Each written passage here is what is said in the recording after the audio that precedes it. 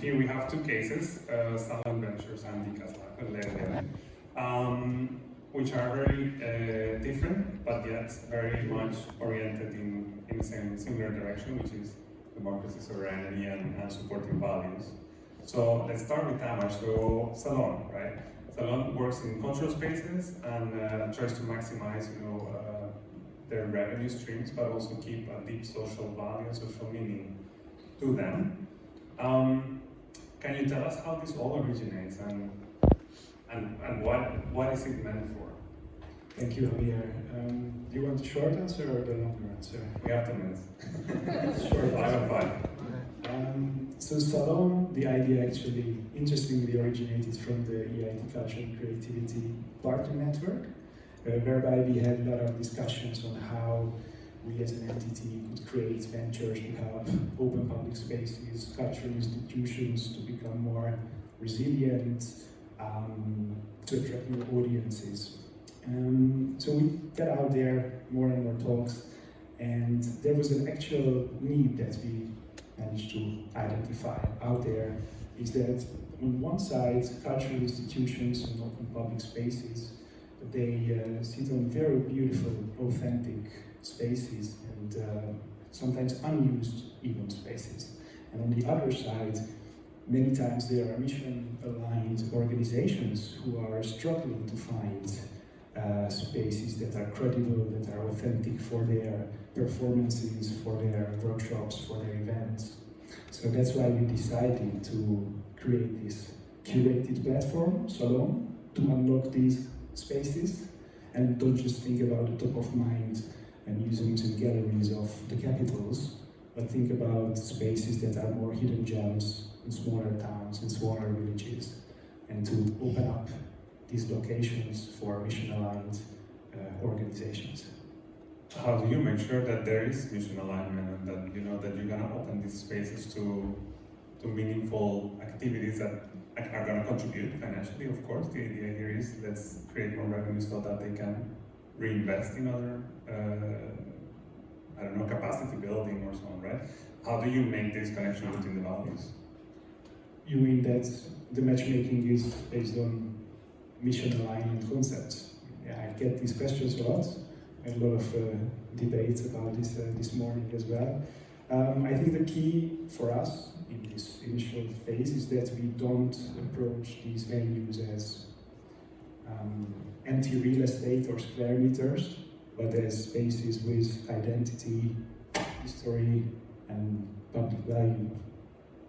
And this is what our concept is going to stand for, and what's going to radiate, and this is what we're going to attract people to join the platform. Salon, the name itself is intentional, so salons historically were the places where there were public gatherings, where there were public debates, arts and culture, they came together, right?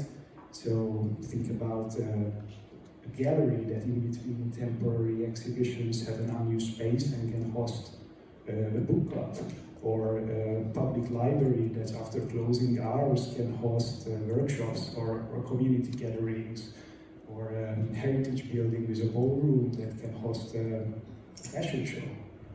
So, and this is my last comment, and I'll give it back, I promise.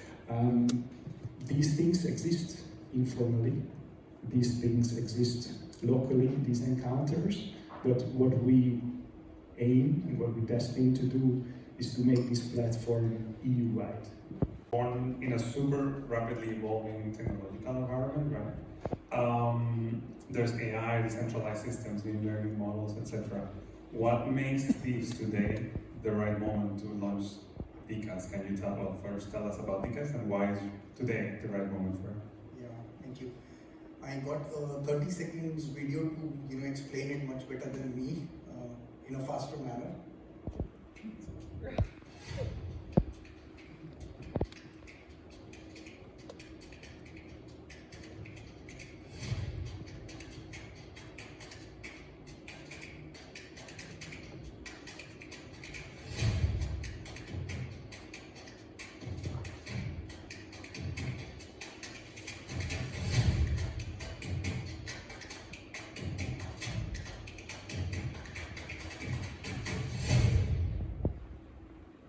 with that fast context, I can tell you my history with this particular venue, because last year that was the first time I came to Amsterdam, and on this very stage, incidentally, I was talking about in a conference, privacy is normal, and the event was all focused around that theme.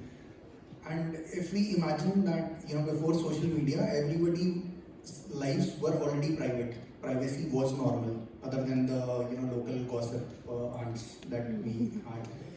So in today's age, if social media changed that, like everybody's lives are public and very open, with generative AI and the ease to create content, right now it becomes very easy for anyone to fake content. It becomes very easy for hackers to spoof their persona.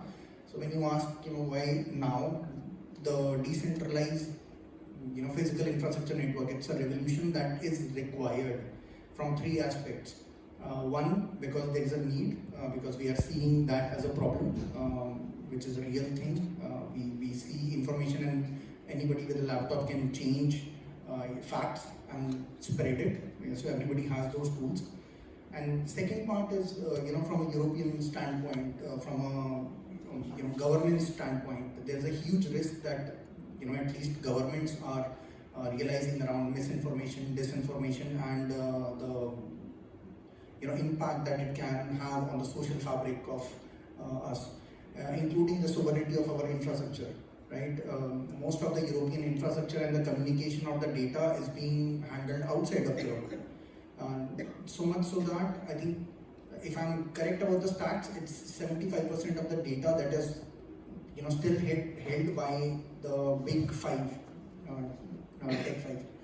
And the third aspect to it is now citizens are also aware. So that's how the video started, right? Have you been fooled by AI already? Or maybe you do not know, but there is a anxiety around information that you consume. You have this kind of a trust issue.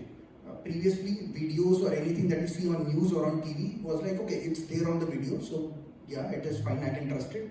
But now we always take it as a grain of salt. Is it real, or is it fake, or should I believe it, or should I counter check it, or critically think about it?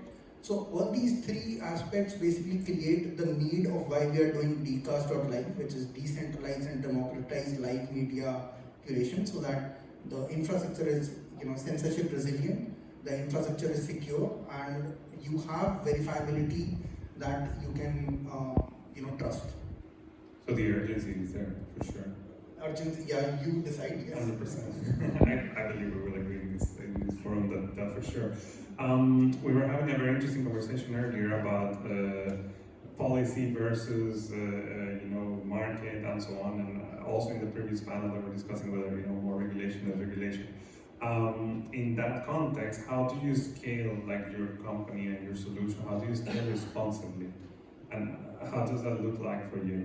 What's your position?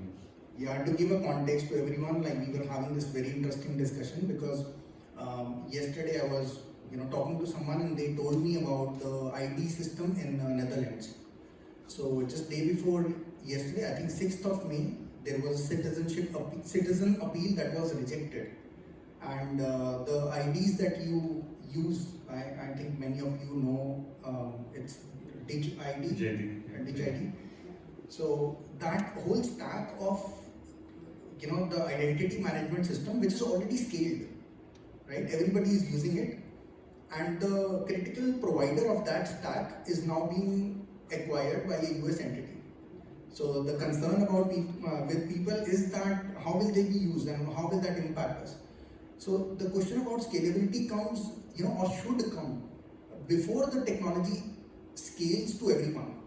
And this could be a very good example. In fact, in the last decade, we saw acquisitions of WhatsApp, Telegram, even TikTok, like how these things are centrally, or at least trying to get centralized, right? So even if we do not know the intent of the actor who is trying to do that, of course, this is not transparent. I think the tech, before it gets scaled, rather than talking scalability in terms of how many people can we reach, it should talk about, okay, what should the tech already have, like how is it built, so that when it reaches that point, it will work that way. So we don't have to really worry about the actors in the middle, like who are the stack owners and where can it be penetrated. Because there was a very interesting question in the panels before. Creating something is very easy. Building something is difficult, but destroying it all just takes one pin to puncture the whole balloon. So I think that it comes from the origin, right? Like from the get-go, you need to make Yes. sure that the tech is then like tech should be for built scalability. in a way that it already has the trust, integrity, inbuilt to it. We should not be worried about who owns it and who controls it and how can they manipulate it. Well, thank you for that. Before we move on to the next player in the ecosystem, are there any questions from the audience? It would be great to get one. So we have one on the back. Do we have a mic, maybe?